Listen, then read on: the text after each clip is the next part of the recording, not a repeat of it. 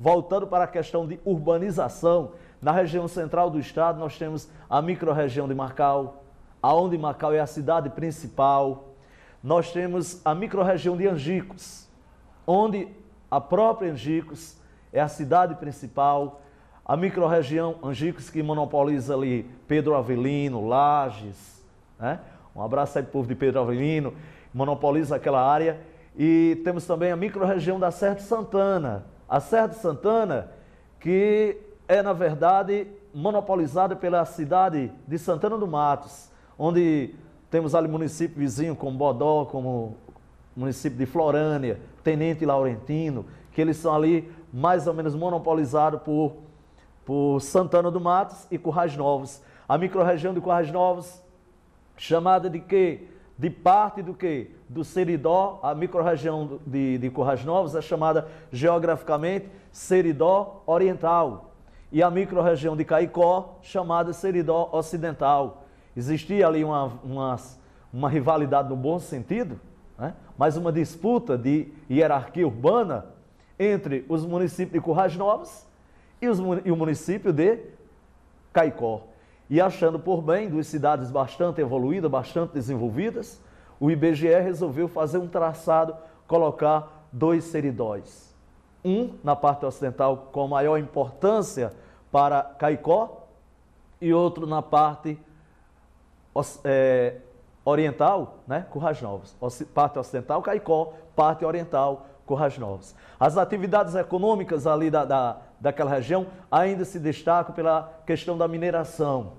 Tomem um sentidozinho de cuidado, leiam matéria jornalística, olha a produção de ferro que está havendo no município de Jucurutu, tá certo? No município de Jucurutu, hoje é uma atividade dinâmica, aquele município que antes era parado, hoje não, nós temos uma movimentação dando emprego, renda, trabalho a muita gente, a atividade de outras atividades minerais, a gente temos ali no município de Parelhas, temos ali no município de Santana do Seridó, Currais Novos, tradicional terra da Xilita, Xilita que viveu um período de crise, mas aí já começa a dar sinais, já existe um sinal de recuperação pelo menos, e isso é muito bom para o nosso estado. Então, nesse sentido, voltando aqui para a telinha, veja bem, caracteriza do ponto de vista físico, a regiões 2 e 3,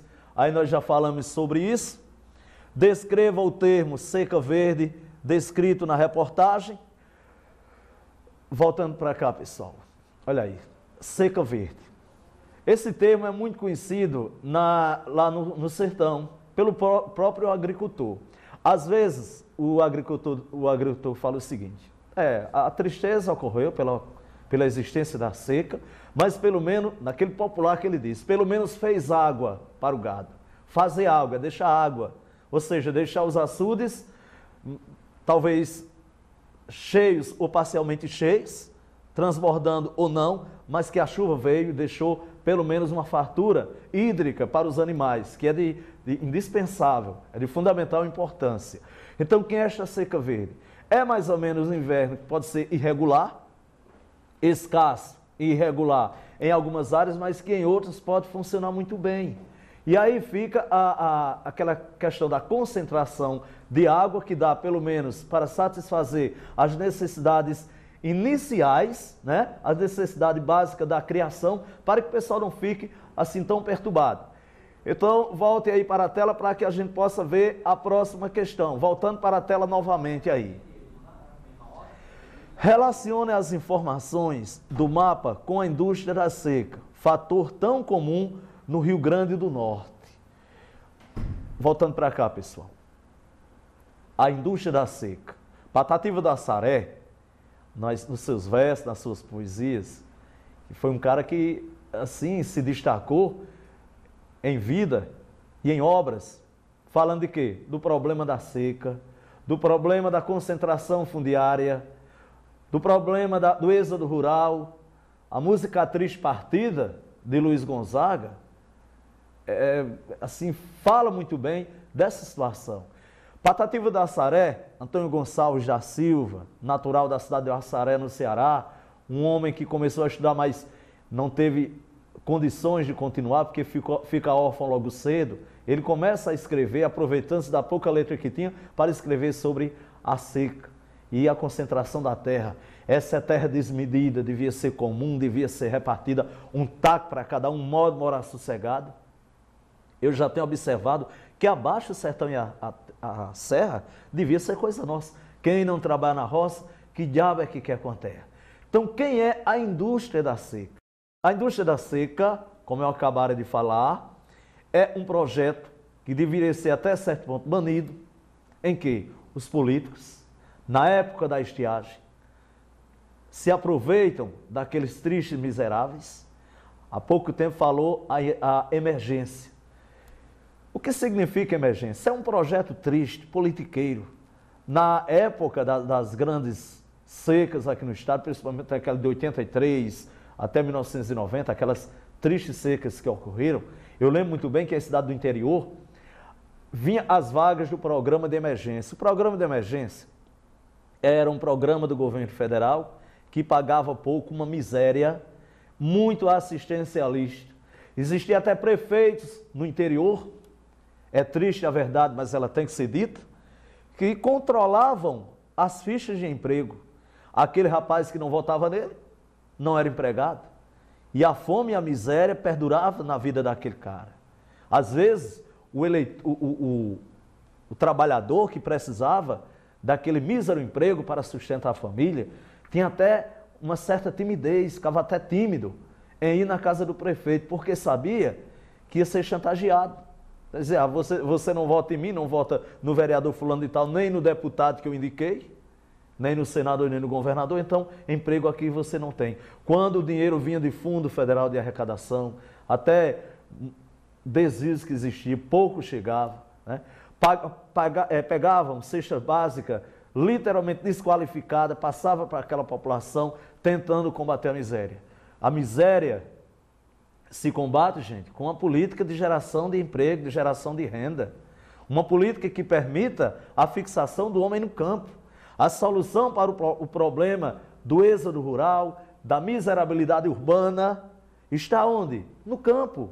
Com políticas que o Estado faça, tá certo? Para desenvolver, vamos dizer assim, esta situação tão triste que é do sertanejo no interior do Rio Grande do Norte. Então, voltem aí para a tela novamente para que a gente possa comentar uma outra questão. Lembrando que os aulões do professor Luiz Carlos, né, eles serão feitos todas as noites. Atenção, esses aulões têm um apoio especial do Colégio Contemporâneo e também da Câmara Municipal de Natal. E um abraço também para o deputado Poti Júnior, que está aqui no nosso estúdio, assistindo, voltando aos bons tempos de estudante, né, que está vendo algumas situações aqui comentadas e balançando a cabeça positivamente, concordando, como quem quer dizer, JC, você além de estar certo, não está errado. Então, observe o noticiário abaixo, explícito no jornal O Diário de Natal, do dia 30 de novembro de 2006. E em seguida, responda as questões. Olha aí, transposição sairá neste segundo mandato, diz ministro da Integração Nacional, ou já não é mais esse ministro, né? Na época Pedro Brito, garantiu que a transposição do São Francisco sai no segundo governo do Lula, ou seja, no atual governo. Foi no encontro de bispo no interior da Paraíba. A letra A, ela pergunta o seguinte: em que consiste este mega projeto? B, no Rio Grande do Norte, quais serão as mesorregiões beneficiadas e quais serão os setores atingidos pelo projeto? Ou seja, quais são os setores atingidos em termos de setores de economia que vão ser atingidos, que vão ser beneficiados pelo projeto da transposição. Olhando para cá, aluno vestibulando. Olhando para cá, por favor, veja bem. Quem é a transposição do Velho Chico? Isso é um projeto muito antigo. Um sonho do nosso saudoso Aloysio Alves. Aloysio Alves foi ministro. Ele tinha um grande sonho, ver a transposição sair. Na época lutou muito por ela, mas a lentidão do processo fez com que a Luiz se fosse e a transposição não viesse. Mas agora as obras já estão em andamento, já estão, vamos dizer assim, não vou dizer de vento em polpa, porque tem muita situação que ela precisa ser paralisada por questões ambientais. Nós sabemos que o nosso semiárido nordestino está praticamente falido. Hoje, qualquer projeto que vier construir na região do semiárido nordestino vai gerar desequilíbrio ecológico. O nosso semiárido já é muito sofrido. É uma área que, em termos botânicos, praticamente nula.